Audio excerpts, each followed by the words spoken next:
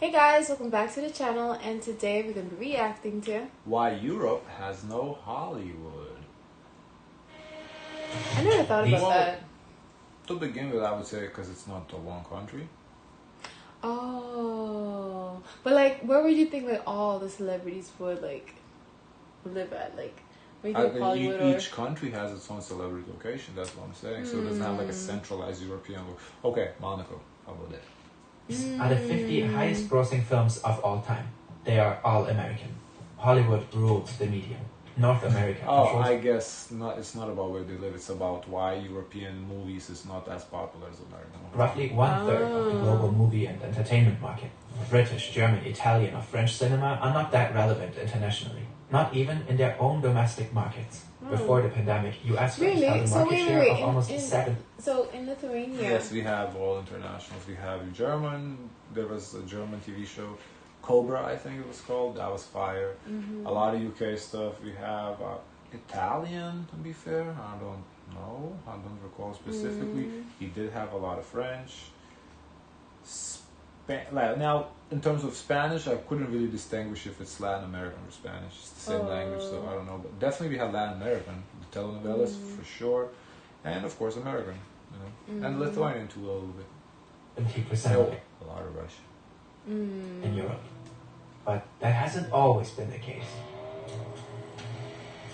Once upon a time, Germany was the world capital of film, and Europe had the biggest film industry on the planet. European film companies were technological pioneers and on the forefront of artistic innovations. Oh, that makes sense. They held market shares in the US of up to 50%.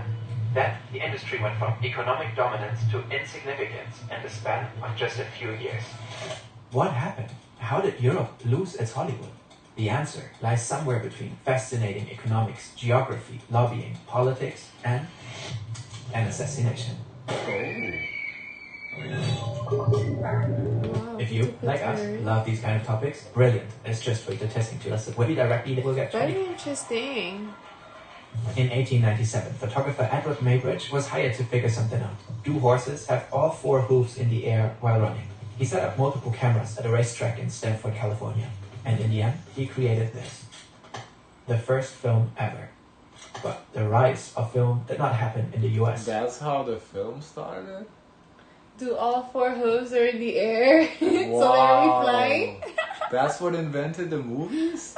I would have never imagined in my wildest dreams. Hilarious. Wow, that's an interesting fact though. That's a very interesting fact to know. You see, not all questions are stupid questions because it can lead to great invention. Wow.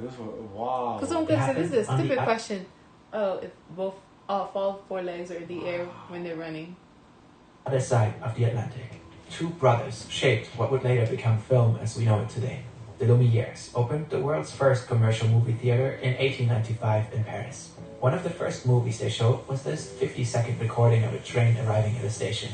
According to an urban legend, people were so afraid of the train rushing towards them that they panicked and fled to the back of the theater. Now listen, from here for on, them I can understand how crazy and wild that is. Even for me to this day, we can watch something, I know we're watching something, you still feel like it's going to come off the screen. That's so impactful. The rise of cinema could not be stopped. Around 1900, film became a global phenomenon. Cinema flourished in Denmark, in the UK, and Germany. But it is 2 countries that dominated the film industry at the time. France and Italy. French film pioneered in special effects. The stage magician Georges Méliès was the first who truly started experimenting with the possibilities of film. Italy became famous for its historical epics. The extensive use of extras and the immensely lavish sets established new production standards. European cinema was in great shape. It quickly gained around 50% market share in the US. The European film industry drove technical innovations like projection, color processes, and sound films. It pushed new forms of content like the weekly newsreel, the cartoon, the serial, and the feature film.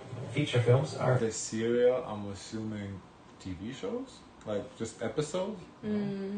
What you would call today's movies. 90 minutes plus, big stories, big promo, big stars. Before that, going to the cinema was watching a bunch of 15-minute stuff randomly mixed together. Think ancient YouTube. I remember my mom, she would always tell me when we were little, she'll pay for like these things called the penny movies.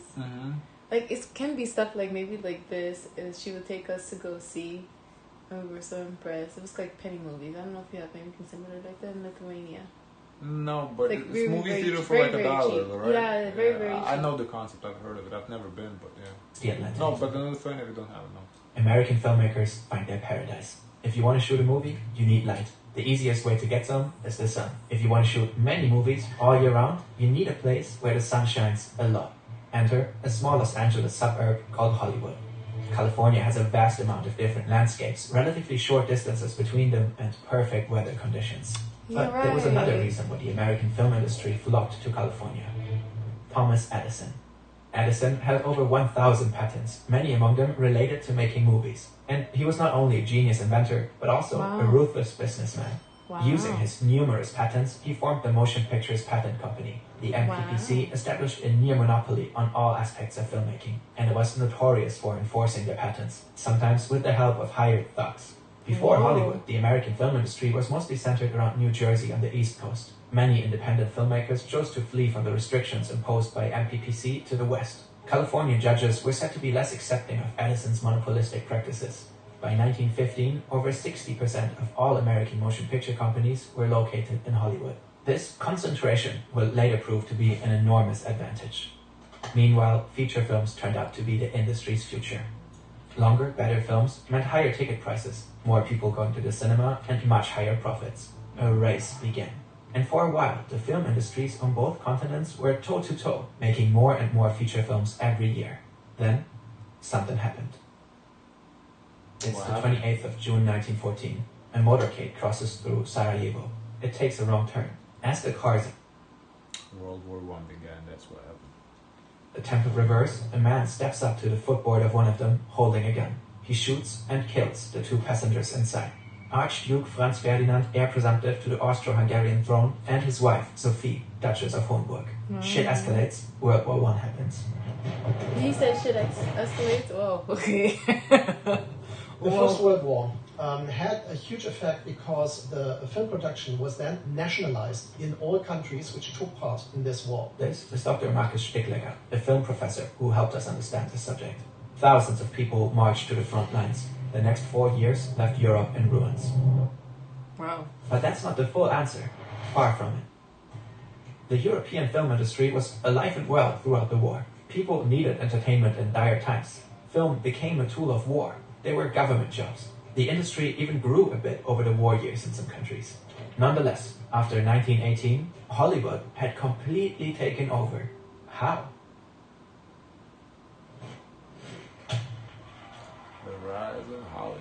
The following section is largely based on a fantastic paper by Gerben Bakker named in the description.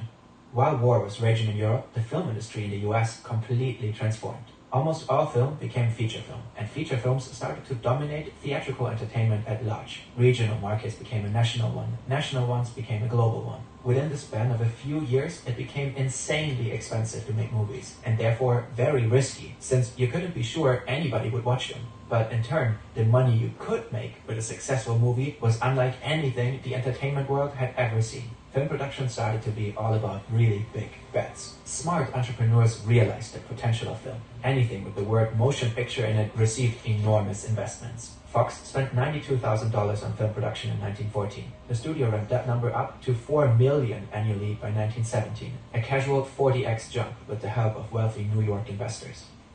Paramount was the result of the merger of several regional distributors and a big feature film production company. With their united power, they started rolling out massive national advertising campaigns promoting their stars and features. As a result, the company doubled its annual revenue within 2 years. Paramount pioneered a new thinking. Pay directors, authors, and writers whatever is necessary to get the best material possible. The concentration of film production in a single place benefited the industry greatly, as talent could easily move around, be scouted, be hired.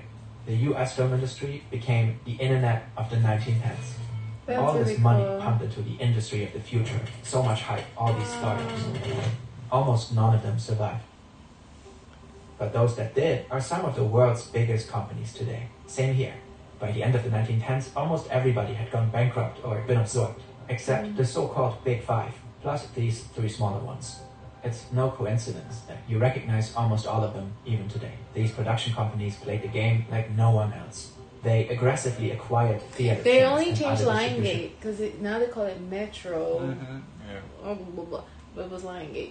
And you see United Artists, I do not recognize that one either. Is that UMG now? UMG is a music label.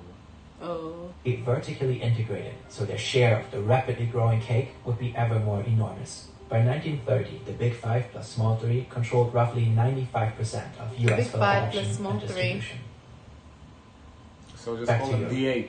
Even though the film industry here was they say there's hierarchy it didn't participate in the insane race that happened in the U.S. It was behind. So far behind.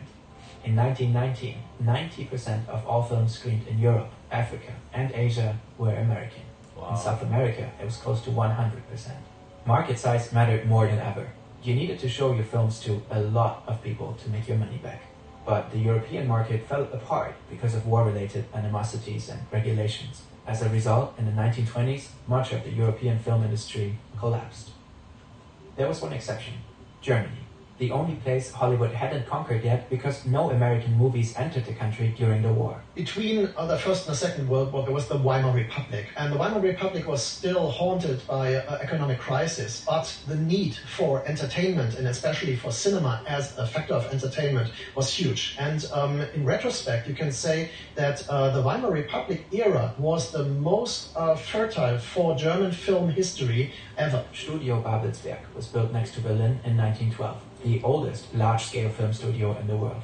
Additionally, German film production was unified under one big studio, UFA. During the 20s, many talented filmmakers from Germany emerged, like Friedrich Wilhelm Murnau and Fritz Lang. Their movies were successful all across the world. Metropolis, for example, is still one of the most influential science fiction movies of all time. It was the golden age of German cinema. In theory, German movies could have flooded the US market, since they were incredibly cheap because of national inflation. But it was shortly after the war, so the mood in the US towards German movies was hostile at times. Also, they were quite different from Hollywood cinema and not a great fit for the American audience. It's interesting because from what I know from history is that they always paint Hollywood as part of the Communist Party. Why? You never heard of it? The Red Scare, they would associate that with Hollywood. So maybe they promoted the Red Scare, not that they were communists, though. What do you mean? Well, maybe Hollywood promoted the Red Scare through the movies. I wonder if this was an international thought or a USA thought. I think that's a USA thought, because I think like the Red Scare was an American thing. Okay. The time. It is a curious fact about many German pictures. They deal with freak stories. I'm wondering if it was because that the industry was becoming way too powerful. So kind of to hedge that is to put negative connotations to it. Because nowadays when you think of Hollywood, I don't know if you have the best positive association to Hollywood. I mean, just the rich people, you know, the stars, the individual personalities, yeah, but as far as the movies, I don't know. But being entirely of men. Hollywood found its classic style. German movies were often expressionist. After the war, Germany had quotas to only allow a certain amount of American movies in their market. Over time, these quotas relaxed and Hollywood seized the opportunity. The studios bought up independent theater chains and flooded the German market with their films. UFA got into serious financial trouble and got bailed out by Paramount and MGM. Maybe this is in general of European movies, I always feel like they end open-ended. And that would be so annoying for me in my perspective because growing up, we had like a concrete ending. So nowadays, I wonder if now we get a blend of this, since we're all now very global. That movies now from the States are open-ended too as well, because we've been getting that when I'm watching Netflix. I say, I need ending. I don't really watch movies, period. So it's hard to. I watch TV shows mostly. So I watch European TV shows. I feel like they're maybe more like kind of. I believe they're more open-ended. No, not open-ended, but more realistic. Like you think so? How we talked about like UK attitude versus American. They're more like. You know what happens in real life versus Americans are more like hopeful, positive.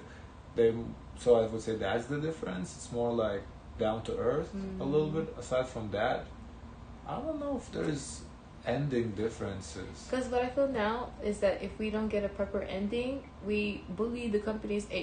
Make a new season, correct that.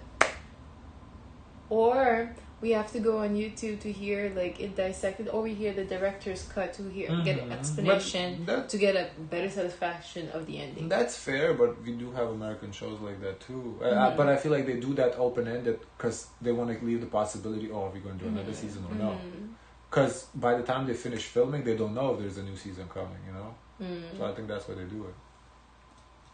In exchange for distributing loads and loads of their movies. This meant that less German movies were shown, which meant less revenue, which meant decline. Hollywood effectively crippled its only serious rival. Then came this guy and sealed the deal. Over the following 12 years, every film produced under the Nazi regime needed Goebbels' personal approval for release. The industry officially prohibited Jews, leading to a significant exodus of German film artists to Hollywood. In consequence, Los Angeles was called the New Weimar, and the once thriving German cinema lost its talent. The Second World War destroyed film production all over the continent. The effects of war on London, for example, or later on Germany, on the bombing of Berlin, they destroyed a lot of those production facilities. So by the end of the war, film production and studios had to be rebuilt in Europe. European cinema wasn't dead, though. Global industry. After the war had ended... I want to say Netflix really helped European cinema, in my opinion, because I feel like it introduced a lot of European shows, TV shows, movies through to here. Yeah, to the I'm States. listening to movies dubbed. Like, oh my gosh. Yeah, I never thought that would be doing that. Living in Lithuania, basically everything was dubbed, so I'm used to it. But for you as an American, yeah, that's like I'm watching something dubbed. Yeah, I have to look. I cannot look down. I cannot move. That Hollywood lobbied for film to be viewed as an economic product, not a cultural one. The studios wanted to ensure there would not be national quotas or limits, movie? which would be incredible. Money Heist. Money Heist, Squid Games, what others? Love is Blind. Yeah, Narcos. Would be damaging for them. Despite an all-powerful Hollywood, many European countries developed a flourishing film industry in the coming decades. Cinecittà in Italy had great years and is currently having a comeback. UK cinema found enormous success in some franchises and is a key player in global film production today. French cinema is heavily subsidized and regularly produces international hits. Yes, French movies have been producing hits for sure. Like even for like 20 years now, they have been like what? Amélie in Paris or whatever. Oh, okay. French cinema is heavily subsidized and regularly produces The Girl with the Spoon, that was a big movie back then, 05 or something like that. International hits, ramping up to be a major international locations hub. Germany manages to land international hits once in a while, especially when dealing with its own history. Nonetheless, it was never possible to... Also, wasn't Ratatouille French too? Or was American just called French? I think so. Oh.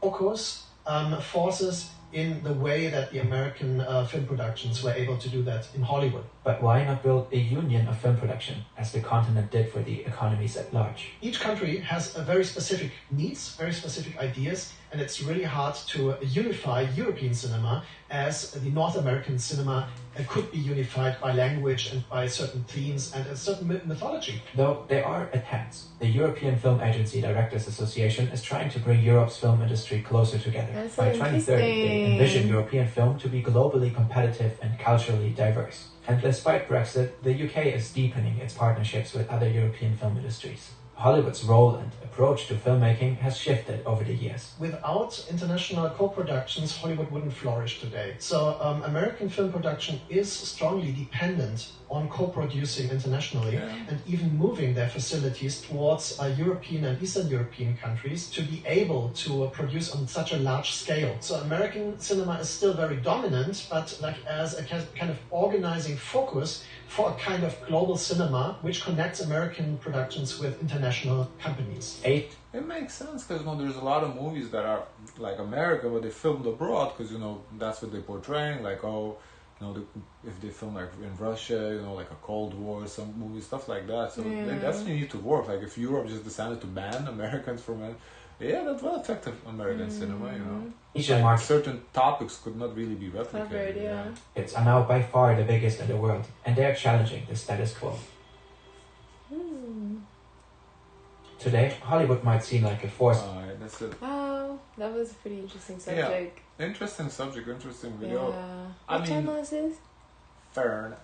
Alright. Oh, nice. Yeah, I don't think Europe is gonna unify for the movies. However, I do feel like Europe should unify European Union as a USA, kind of make a United States of Europe, something like that. Let's just become one more.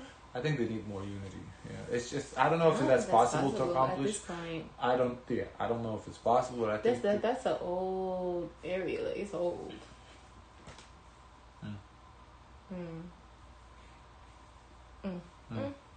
Guys, of course, let us know your thoughts. Don't forget to like, comment, and subscribe. Join the Discord, and as always, share as much kindness as possible.